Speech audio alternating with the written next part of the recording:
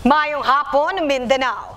Adlaw Miyerkules, Mayo 8, tuig 2024. Live gikan sa Brigada News Center. Ihatod namo kaninyo ang mga nagunang balita gikan sa nagkalain-laing lugar sa Mindanao. Mga balitang gitutukan sa News Team. Ako si Brigada Dale Bartolaba, ug kini ang Brigada Mindanao.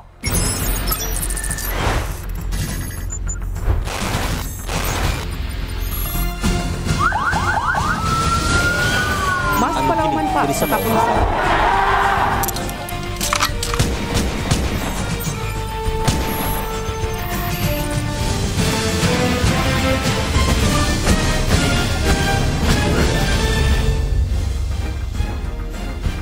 Inay nga Singapore ang padulngan sa usa ka lalaki gidala kini sa prisuhan. Human nga nag-bomb joke sa Francisco Bangoy International Airport sa Davao City. Samtang ana sa check-in counter gipangutana kini unsay unod sa iyang bag ug giingon niini nga bomba rason sa pagdako kaniya. Ibrigada mo gimaing. Temporaryong gitanggong sa Sasa Police Station ang 42 anyos nga lalaki nga mobiyahe unta sa Singapore human nga naggagayaga nga dunay bomba sulod sa iyang bagahe subay sa PNP Aviation Security Group samtang ana sa check-in counter sa Davao International Airport ug gipangutana kabahin sa unod sa iyang bagahe. Niluwat ang suspect nga walay mabuka apan dunay unod bomba ang iyang mga bagahe. Paspas nga miresponde ang masakop sa Davao International Airport Police Station ug gihold ang lalaki dayon gidala sa Sasa Police Station ug wala na nakalaw sa iyang biyahe sa Singapore. Hinuon, walay flights ang napektuhan lakip na mga pasahero. Sa pagpanubay sa Brigada News Team, gisulan og ginabi ang maong dinakpan apan wala na kini miatubang og bihatag og pamahayag. Samtang gipasaka na sa DIAPS o paglapas sa Presidential Decree number 1727 kun anti-bomb joke ang lalaki sa Davao City Prosecutor's Office. Din posible kini makamulta og moabot sa 40,000 pesos gawas sa pagkapriso hangtod sa 5 ka tuig. In the heart of changing lives, kini si Brigada Gimaing, Brigada News. Patay ang usa ka lalaki human gidunggab sa iyang igagaw sa Zamboanga City. Nagsulay pa sa pag-ikyas ng sospek apan nadakpan kini sa mga residente ug opisyales sa barangay. Ibrigada mo Marco Polumuta. Patay ang isang magsasaka matapos pagsasaksakin at pagtatagain ang sariling pinsan habang sa gitna ng alitan sa may Nangka Plain, Barangay Lapas, dito sa lungsod ng Zamboanga. Hindi na umabot ng buhay sa pagamutan ang isang 36 anyos na lalaki na kinilala bilang si Tristan Francisco Nalda, may asawa at residente ng nasabing lugar. Ito'y matapos pagsasaksakin at pagtatagain ng 27 taong gulang na pinsan ito na kinilala bilang si BJ Francisco sa nasabing lugar. Sa ulat ng Police Station 9 Ayala, pasado alas 2:50 ng hapon, nagkaroon ng hindi pagkakaunawaan ang dalawang magpinsan dahil sa personal na dahilan kung saan habang nasa gitna ng kanilang pagbabangayan ay bigla na lamang tinulak ng biktima ang suspect na ikinigalit naman ito. Kaya sa tindi ng tensyon ay bumunot ito ng patalim at walang habas na pinagsasaksak at pinagtataga ang biktima sa iba't ibang bahagi ng katawan nito. Matapos na isagawa ang krimen, agad naman sinubukan tumakas ang suspect mula sa lugar ng pinangyarihan ng krimen. Subalit agad naman pinagtulungan ang mga kapitbahay at mga barangay official at sumuko naman ng mahinahon ang suspect sa otoridad. Na-inquest na kahapon ang nasabing suspect na si BJ Francisco Clemente sa korte sa kasong murder at kasalukuyan nakapiit ito sa Zamboanga City Jail para paninilbihan ang kanyang kaso. Mula dito sa lungsod ng Zamboanga, ito si Brigada Marco Polumuta. In the heart of changing lives, Brigada News. Posibleng ipailawom sa state of calamity sunod semana ang Valencia City, Bukidnon tungod sa damyos nga naangkon sa nagapadayong El Nino. Si DRRMO padayon sa pagkuha og datos sa mga apektadong mag-uuma ug nadamyos nga mga umahan. Ibrigada mo Jen Golosino. Padayon karon ang pang-survey sa buhatan sa Valencia City Disaster Risk Reduction and Management Office aron nga masutang ang datos kung pila na ka mga mag-uuma ning syudad sa Valencia ang mga naapektuhan tungod sa nagpadayong El Nino. Mayo 7 tuig 2024. Nasayran nga kagahapon adlawan nagpadala na og form sa 31 ka mga barangay ning syudad alang sa mga pangalan sa mga mag-uuma nga naapektuhan. Laraw sa mga survey nga masuta ang ihap sa mga apektadong mag-uuma alang sa mga posibleng paghatag og ayuda ngadto kanila. Ang grabing kainit gipangandama na sa LGU Valencia kung diin ni adtong Marso 12 tuig 2024 nagpahigayon sila og emergency meeting ang El Nino Technical Working Group. Kini aron nga mapalig-on ang koordinasyon sa buhatan sa Valencia City Water District, City Disaster Risk Reduction and Management Office o Bureau of Fire Protection. Ingon man ang pagpahigayon sa water rotationing.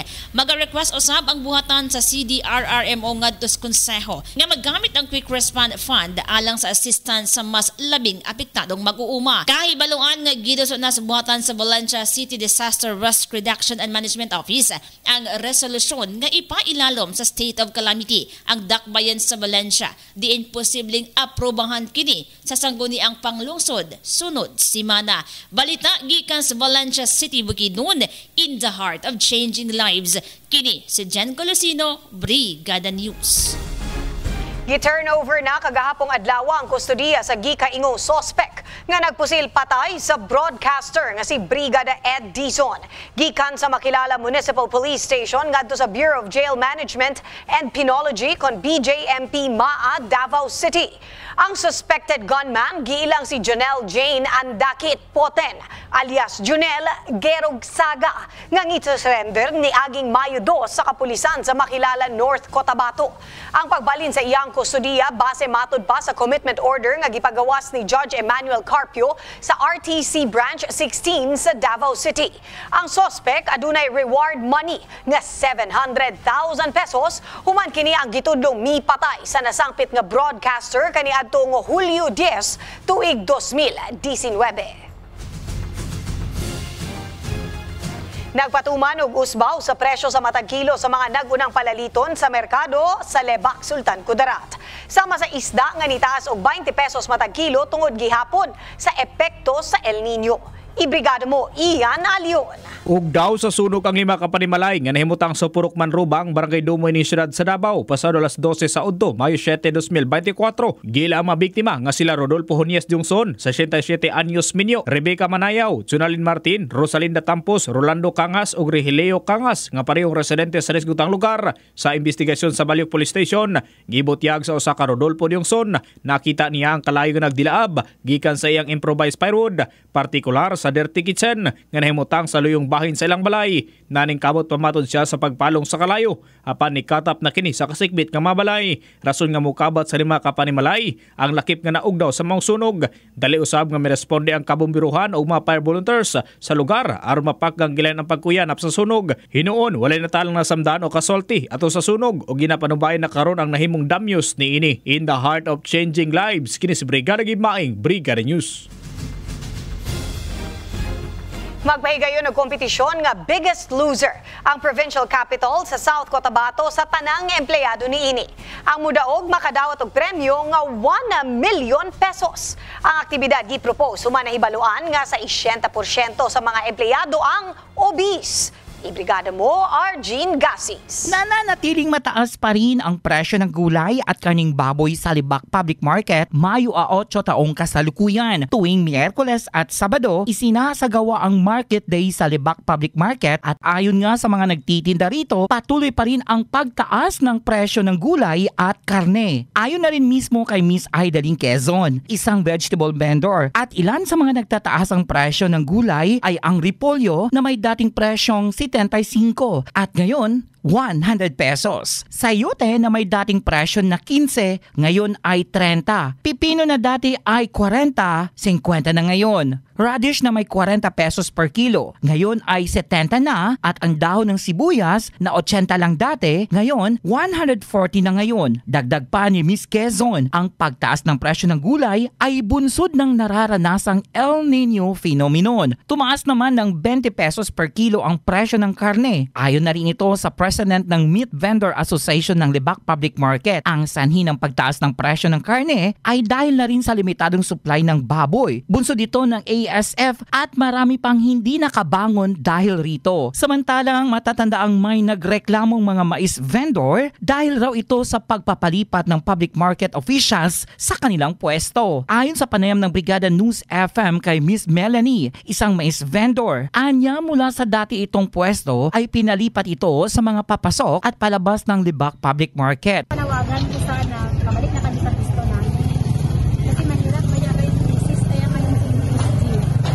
Na sana, hiniin ko lang din sana na makabalik din sana kami doon sa mga Tugon naman ni Mr. Celto Makailing, isang market in charge personnel, ang pagpapalipad sa mga mais vendor mula sa dating pwesto nito ay para sa pagkakaroon ng banayad at maluwag na daanan para sa mga mamimili tuwing market day. Ito po makikita po natin Brigadang Ayat na kung saan ito po is palabas po ito ng alarcon.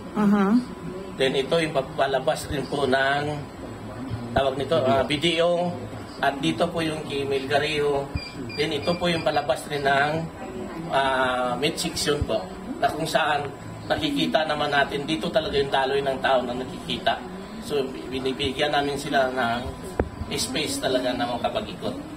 Dagdag pa niya, ang lahat ng nagbebenta o vendors tuwing market day ay kailangang kumuha ng permit sa opisina nito para mas maayos at legal na pagtitinda. Yan ang report mula dito sa bayan ng Libak, probinsya ng Sultan Kudarat, in the heart of changing lives. Ito si Brigada Ian Alion, Brigada News.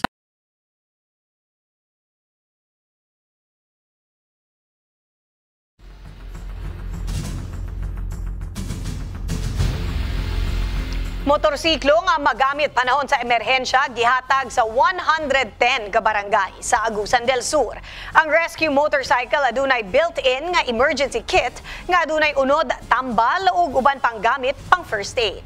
Ibrigada mo Christian Cabanyas. Sangko sa langit ang gibating kalipay sa mga punong barangay gikan sa 110 ka mga barangay sa Agusan del Sur. Human maangkon ang rescue motorcycle gikan sa provincial nga panggamahanan niadtong nakalabay nga adlaw sa Provincial Disaster Risk Reduction and Management Office. Nahimutang sa patin-ay prosperidad ang pag-turnover gipangunahan ni Provincial Governor Santiago Cani Jr. o uban pa nga mga opisyal sa lalawigan. Unang gipailawom sa driver seminar ang mga benepisyaryo pinaagi sa Technical Education and Skills Development Authority kon TISDA. Ang nasangpit nga mga motorsiklo adunay naka-built-in nga emergency kit o adunay sulod nga disinfectants, mga tambal o uban pa. Dakong tabang ang mga motorsiklo tungod kay magamit kini pagresponde kun adunay matigayon nga mga emerhensya. Gumikan ni ana, mipabot og dako nga pasalamat ang mga punong barangay sa naangkon nila nga rescue motorcycle. In the heart of changing lives, kini si Brigada Christian Talimudaw Cabanyas, Brigada News.